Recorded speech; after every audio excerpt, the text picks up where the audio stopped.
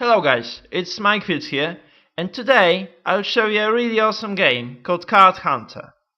It is a mix of a mmorpg, a gathering card game, and a classical pen and paper adventure game, like for instance Dungeons and Dragons. Imagine what would have happened if you took the best elements of those three genres and put them together into one well-thought game. Well, here we go, Card Hunter. So, what elements exactly are we talking about? So let's begin with the card game element.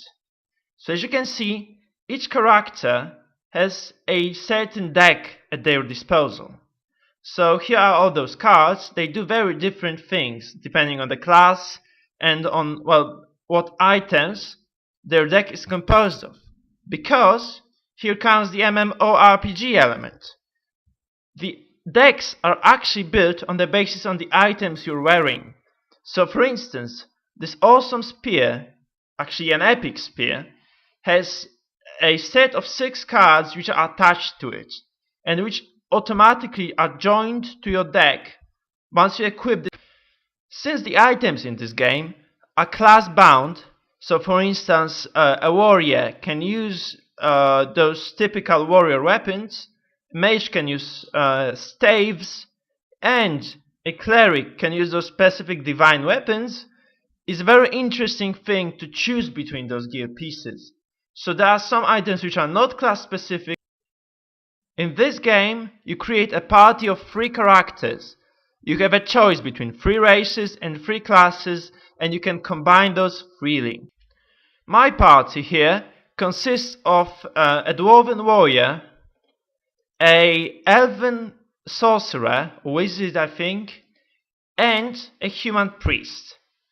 So each race and each class have their specific items. So as far as the race is concerned, you get this very special slot in here, which is racial skill basically. So even though it may seem to be very little, since this is just one item, it can actually be a game changer. So for instance, humans get those special commands, you get those here. So this means that the human can actually do certain things to other characters from your party. And this means this actually allows for a huge manipulation on the battlefield. So why don't we get to the action? Because the core of this game is actually combat. It's not as simple as just using the cards, as you will very soon see. So let's go! As you can see, this game is actually stylized. It's intentionally made look as if it was just a pen and paper adventure. You can see the mission descriptions, which are remarkably similar to those of, well, D&D for instance. So once you're ready to begin the adventure, you just click the button. And here we go. Our actual battle. You can see that there is also an NPC which is, well, watching you, so to speak, and who just says those various things. So this actually gives you an impression of the game being a pen and paper role-playing game. Let's go. So here it is, the battle. Aren't you a bit surprised to see that the characters are actually represented by those cardboard figures? So this is how it looks like. So in the beginning of your turn, each character draws 4 cards, and so do your opponents. So as you can see here, you are going to fight a couple of orcs with what you've got in your hand. So as you can see, each single card has very specific mechanics. So for instance, using Violent Overswing will deal 10 damage at range of 1, but it will also discard your oldest card, and you cannot play this one if this is the only card you have. So using every single skill requires a lot of thought. So now I'll present you how each single turn is played out. So, you play interchangeably. This means that you use one card and then your opponent gets to use one card as well. So for instance, I'm going to use, well, let's see, I'm gonna use a healing blessing, which is a regeneration spell, on my dwarf because he's going to take damage. Then the Malvulus, so this big guy, used a teleport on an orc. So what I'm going to do now is perhaps, well, I have a ranged spell, so let's see, I'm gonna use it. It deals damage and an enemy runs towards me. So now I have an orc in range of my violent overswing.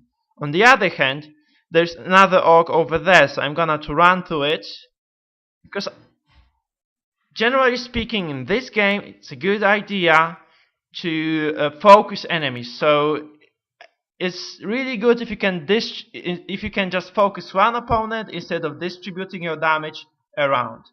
So here we go, I'm gonna use Violent Overswing now. As you can see, it consumed one of my cards and dealt tons of damage.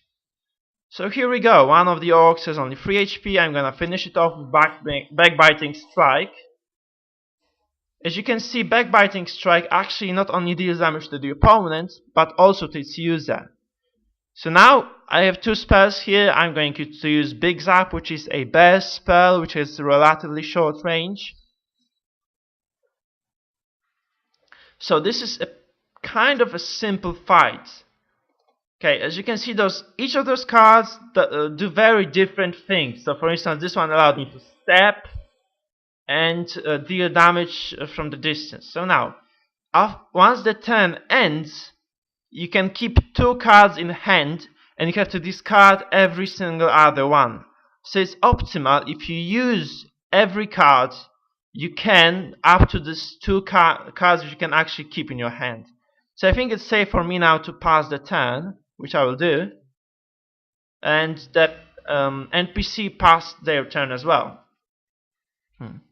So here we go, I did draw another set of cards, and now as you can see they are drawn randomly, so it's kind of sometimes a bit confusing when you draw really bad cards and you really have to fight with those. Okay, so I'm going to focus this orc now. That's gonna be a very easy fight now. Okay, so the ground became spiked, so I have to get out of there as soon as possible, but I don't want to lose this mage. She's very, very vulnerable because she's an elf. Okay, so I'm gonna use a spell here. So my deck is kind of weak at the moment, I have to say that. So as your characters grow in power, you can equip more powerful items and thus get better cards. So this is a very mmorpg element. As you can see, there is a set of those very different effects which you can attach to either yourself or the opponent. So for instance, this character is afflicted with defensiveness, which will make his skills fail if he doesn't roll a specific amount of points on the dice roll. However, for instance, this guy has altruism, so every time she uses holy spell, she's actually going to be able to draw an additional card. So as you can see, this system is very rich and it allows for a lot of creativity as far as composing the decks is concerned, and also as far as your efficiency as a player is concerned. So for instance, I can use this one now, which is going to deal a lot of damage here because I have used Righteous Frenzy on my character. This one improves my damage significantly. But now, actually, if he only had 2 HP, I could finish him off with this one. Because it first deals damage and then heals, but now it actually healed him only, because he has lots of armor. So, as the fight actually ends, the player is going to obtain a set of loot. Okay, so you're going to get a chest available here. We can open it and roll the dice in order to get some awesome items. or maybe some random junk actually. In this case, it's going to be just random junk. Anyway, it's pretty interesting how this game actually works. So it's partially a MMORPG because we can actually use the items which we have obtained in the PvE in the ranked PvP games. So this game also has this rating system. So here we go, the PvE rewards are shared in the PvP, and this means that every single item you get in the PvE you can use in the PvP. However, those characters in the PvP do not level, so your party has a fixed level, but the rewards you get are actually transferred between those two game modes. This means that you can test the efficiency of your builds not only against the computer opponents, but against the real players. As you can see, this game has adopted an ELO rating, and since it is a 1v1 game, it's particularly accurate. So it's actually kind of like chess. Maybe not as tactical, of course, but it's still very difficult, very complex. And since there are so many different items and cards in this game, it offers a lot of flexibility, I can guarantee it to you. The last thing which I would like to discuss in this video is what this game offers to the players who are willing to support it. So if you play money, you can buy pizza slices, which are used to buy those premium features. You get 150 pizza slices as a default. So anything over that, you're actually going to have to pay for. So as you can see, first of all, you have a lot of skins available. So you can choose, you can customize the way your characters look. Secondly, you can also join the Card Hunter Club, which means that you will get additional rewards every single time you win a fight. This is actually worth it if you are willing to spend those $10 a month, which is not really that much for a game this awesome. And I can say that this one is actually worth supporting. So, to sum things up, Card Hunter is a really amazing game, which combines the best elements of those three amazing genres, the MMORPG, the classical role-playing game, and this mixture of three genres is actually what makes this game a truly unique experience. You will not see a game like this available on the market right now, and I have to say that, well, to see what it is actually like, you have to play it yourself, because I just can't explain it well enough. So I hope that you guys really enjoyed watching this game, and you are as excited as I am about.